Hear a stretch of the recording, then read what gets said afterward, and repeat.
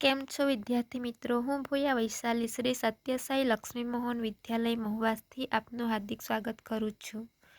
તો વિદ્યાર્થી મિત્રો, આપણે જોઈ રહ્યા છે ધોરણ 11 ફિઝિક્સ ચેપ્ટર નંબર 4. એમાં ગયા વિડીયોની અંદર આપણે વેગ વિશે જોયું, બરાબર? તો અત્યારે આપણે પ્રવેગ વિશે જોવાનું છે. તો પ્રયોગ વિશે જોઈએ તો કે XY સમતલમાં ગતિમાન પદાર્થનો સરેરાશ પ્રવેગ, એટલે કોઈ XY સમતલની અંદર કોઈ પદાર્થ ગતિ કરે છે અને એ જેટલી ગતિ કરે છે એ ગતિનો સરેરાશ પ્રવેગ એ, પ્રવેગને આપણે સ્મોલ a વડે દર્શાવશું, બરાબર?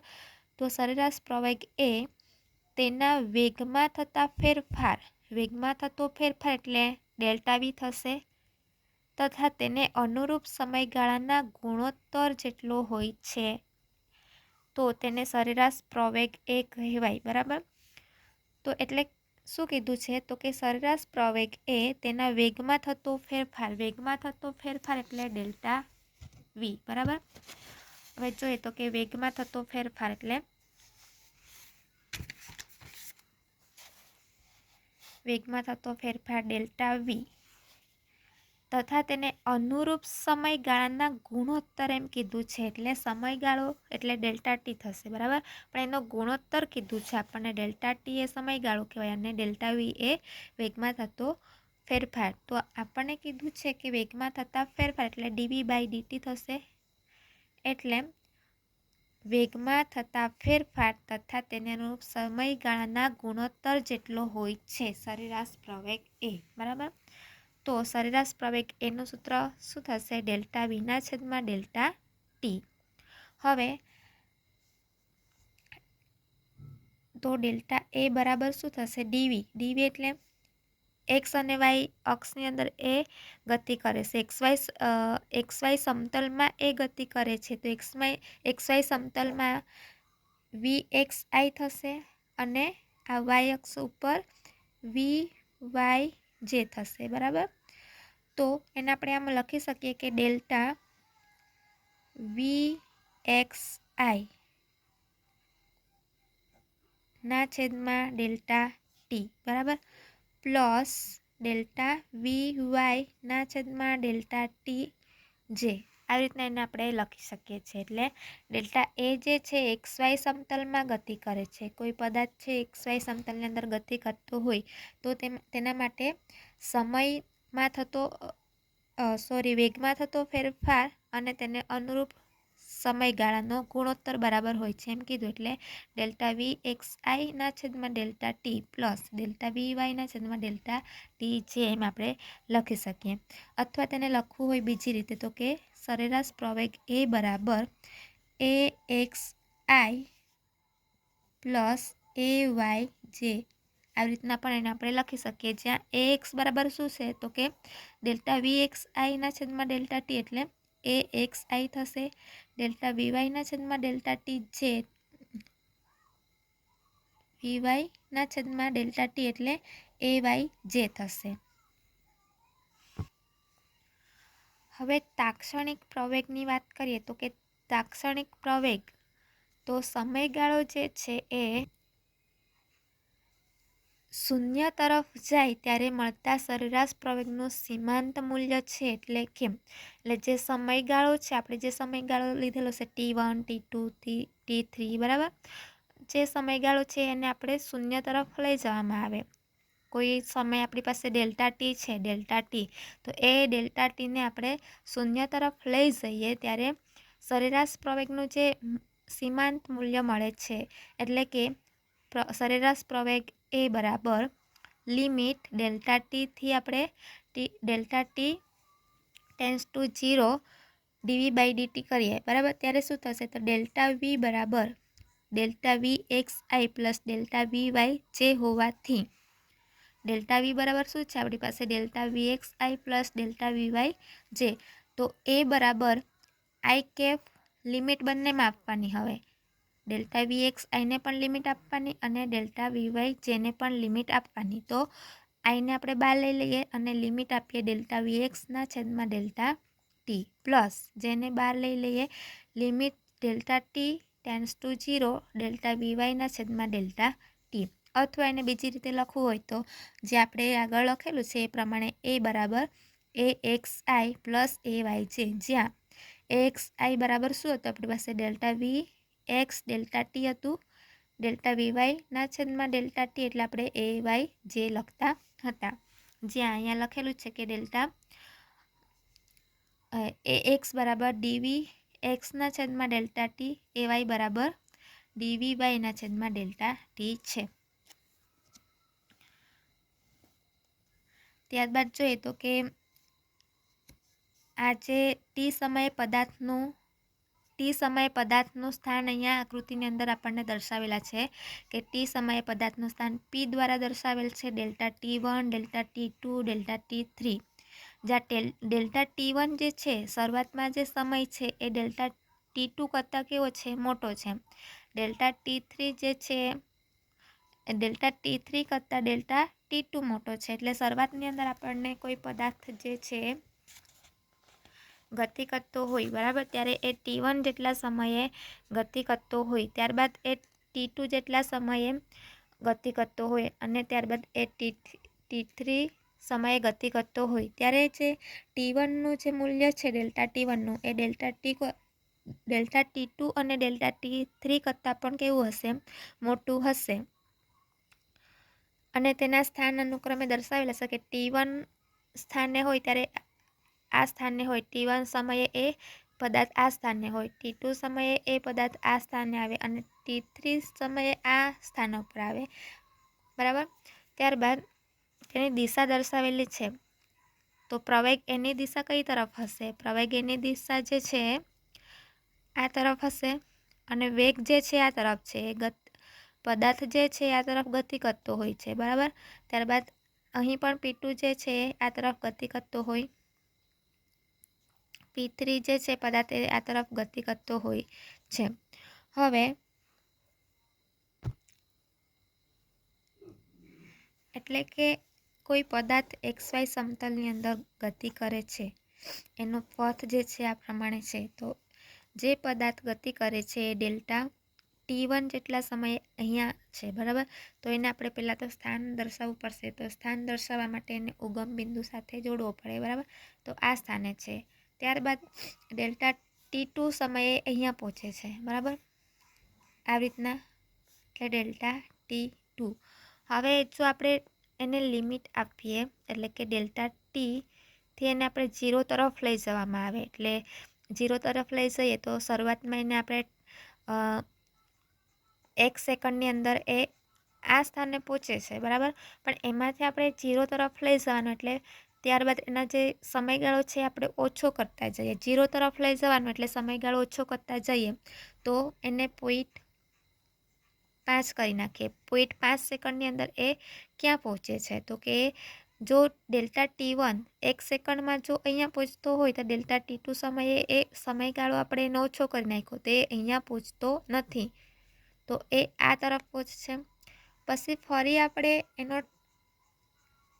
સમય ઓછો કરી નાખીએ, આ 0.5 છે બરાબર, તો એમાંથી આપણે એનું અડધું કરી નાખીએ તો 0.25 સેકન્ડમાં એ ક્યાં પહોંચશે, તો આનાથી અડધું અહીંયા સુધી જ પહોંચશે બરાબર. ત્યારબાદ એને 0 તરફ લઈ જવાનું છે, એટલે આપણે એનો સમય ફરી ઓછો કરી નાખીએ અને 0.01 સેકન્ડ જેટલું કરી નાખીએ, એટલે એનો મતલબ કે એ 0ની એકદમ નજીક આવી ગયો છે. તો એ આ અંતરથી એ પાછો એના અહીંયા આ અંતરે આવી જશે બરાબર. એટલે કે જો આપણે કોઈ સમયગાળો છે એને આપણે 0 તરફ લઈ જઈએ ત્યારે એ જે સમયગાળો છે એ પ્રમાણે સરેરાશ પ્રવેગ અને તાક્ષણિક પ્રવેગ જેટલો થઈ જાય છે, સરેરાશ પ્રવેગ તાક્ષણિક પ્રવેગ જેટલો થઈ જાય છે અને તેની દિશા આકૃતિમાં દર્શાવ્યા પ્રમાણે છે. એટલે કે આ જે છે પ્રવેગ એ અને આ જે વેગ આપેલો છે બરાબર, તાક્ષણિક વેગ એ બરાબર થઈ જાય છે.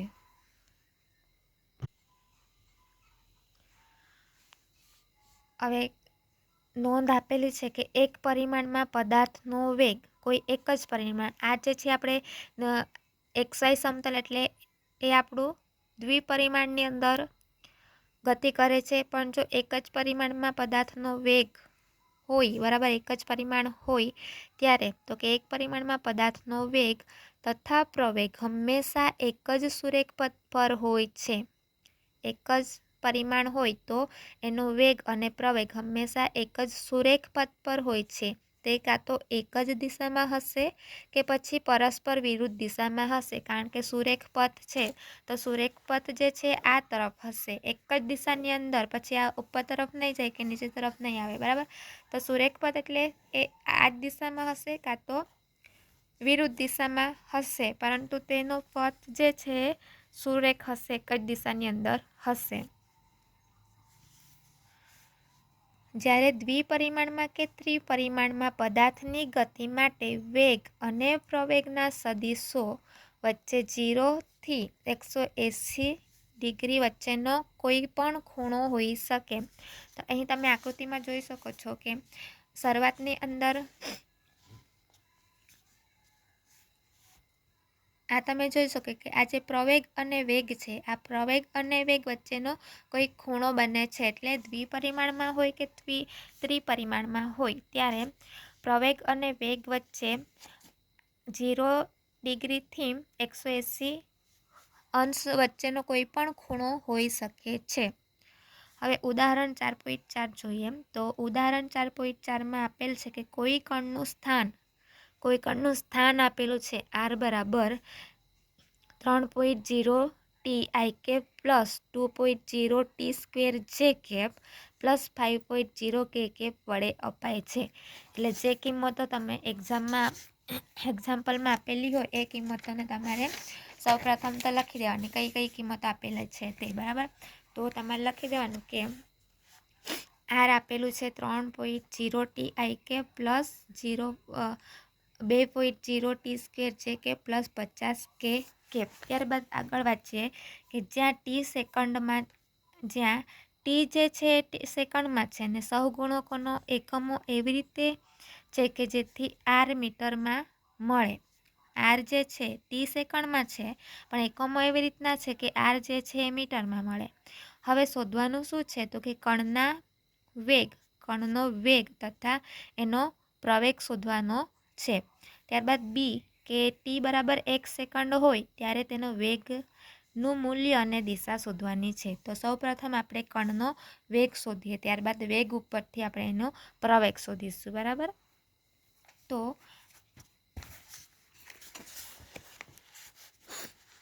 આપણને જે કિંમત આપેલી છે તે આર બરાબર આ આપી દીધેલું છે. તો હવે આપણને ખબર છે કે વેગ શોધવાનો છે. તો વેગ માટે સૂત્ર શું છે? dr by dt. વેગ શોધવાનો હોય ત્યારે dr બાય dt સૂત્ર છે, એટલે કે સ્થાનાંતર ભાગ્યા સમય. તો ડી બાય ડીટી આરની કિંમત આપેલી છે તો આર બરાબર એની કિંમત લખી દેવાની, બરાબર. એ કિંમત લખી દીધા બાદ હવે ટી સમયની સાપેક્ષે આપણે વિકલન કરવાનું છે, બરાબર. તો ટીની સાપેક્ષે ટીનું કરીએ તો જવાબ કેટલો આવશે? 1 મળશે. એટલે 3 અચળ છે ને બહાર કાઢી લઈએ અને ટીનું ટી સાપેક્ષે વિકલન કરીએ તો આપણને જવાબ મળશે 1 અને આઈ કેપ તો રહેવાનો જ છે પ્લસ 2.0 ટી સ્ક્વેર છે. હવે બે અચળ છે એને મેં આગળ લખી દઉં. હવે ટી સ્ક્વેર છે, ટી સ્ક્વેર તો જ્યારે પણ વિકલન કરીએ તો જે સ્ક્વેર કે કોઈ પણ ઘાત હોય, ટીની કોઈ પણ ઘાત હોય એ આગળ આવી જશે, બરાબર. આ બે ઘાત આગળ આવી જાય અને ટીની જે ઘાત છે એમાંથી એક ઘાત એમાંથી બાદ કરવાની, તો આપણને જવાબ કેટલો મળી જશે? બે ઘાત આગળ લઈ લીધી અને બે ઘાતમાંથી ઘાત એટલે ટીની એક ઘાત થશે, બરાબર. એટલે 2t ની એક ઘાત કહેવાય. અને જે કે હવે અહીં તમે ધ્યાન આપો, અહીં આ જે છે ટી વિધેય સિવાયનું પદ છે, આની અંદર કોઈ ટી છે નહીં, બરાબર. તો શું થશે? એ 0 થઈ જશે. ધારો કે ટીની જગ્યાએ કોઈ આપણને કિંમત આપેલી હોય, એક્સમાં આપેલી હોય કે 4x² અને જે કેપ આપેલું હોય તો એનું આપણે વિકલન ટીની સાપેક્ષે કે એક્સની સાપેક્ષે કરવાનું હોય, એક્સની સાપેક્ષે આનું વિકલન કરવાનું હોય, બરાબર. તો શું થશે? 4 તો અચળ છે તો 4ને બહાર લઈ લેવાનું. एक्सનો વર્ગ એટલે વેગ એક્સ પાછો અંદર આવી જશે, એક્સની બે ઘાત જે છે આગળ આવી જશે, તો એક્સની બે ઘાત આગળ અને આ એક્સ અને બે ઘાતમાંથી પાછી એક ઘાત બાદ કરવાની, તો બેની એક્સ ઘાત, તો આપણને 8x જે કેપ મળે. આવી રીતના અહીંયા પણ કરેલું છે, બરાબર.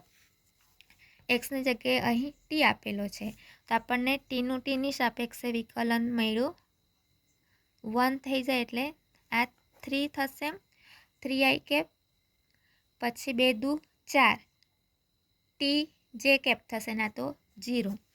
તો આપણને જવાબ કંઈક આ પ્રમાણે વેગનો મળે છે. હવે આપણે શોધવાનું છે પ્રવેગ એટી. હવે પ્રવેગનું સૂત્ર પણ આપણને ખબર છે કે પ્રવેગનું સૂત્ર છે એટલે પ્રવેગ એટલે વેગમાં થતો ફેરફાર અને તેને અનુરૂપ સમયગાળાનો ગુણોત્તર જેટલો છે એમ કીધું. એટલે વેગમાં થતો ફેરફારના છેદમાં સમયગાળો ડેલ્ટા ડીટી, બરાબર. તો ડી બાય ડીટી વેગનું મૂલ્ય આપણને વેગ આપણને મળી ગયો છે વેગ, તો 3i પ્લસ 4t જે કેપ છે, તો વેગની જે કિંમત છે તે આપણે લખી દેવાની છે.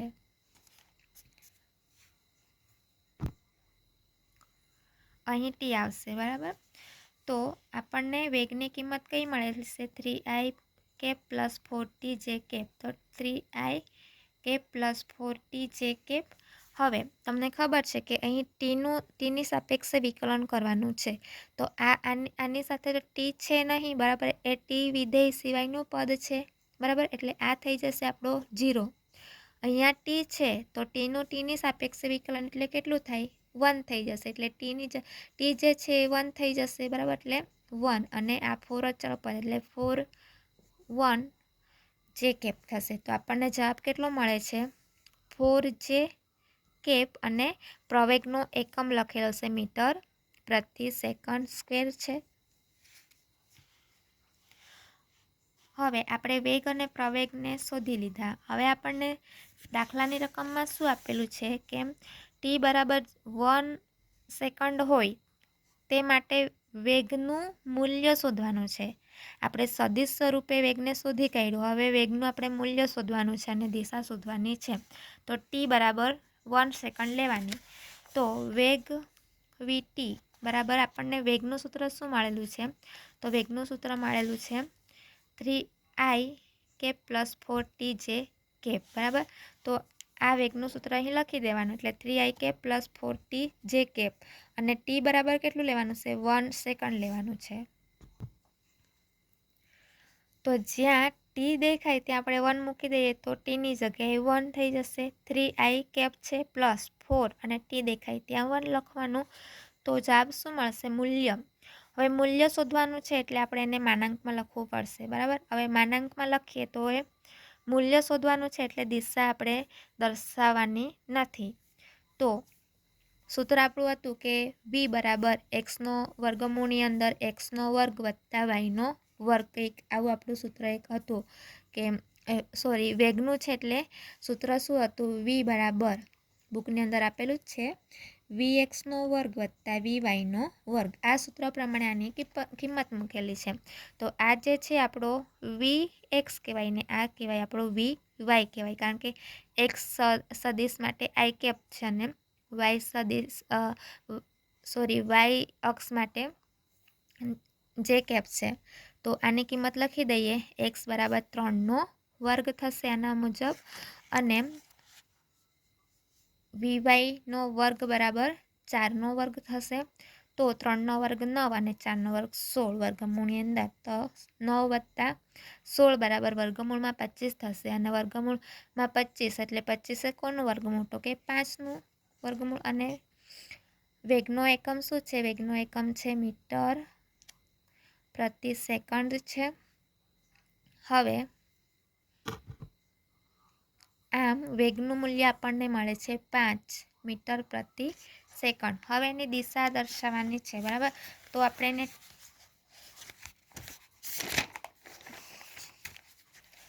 તો શું થશે કે ટેન થીટા બરાબર વીવાયના છેદમાં વીએક્સ લખીએ. ટેન થીટા બરાબર વીવાયના છેદમાં વીએક્સ. તો વીવાય આપણું શું હતું? 4 હતું અને વીએક્સ શું હતું? 3 હતું. બરાબર.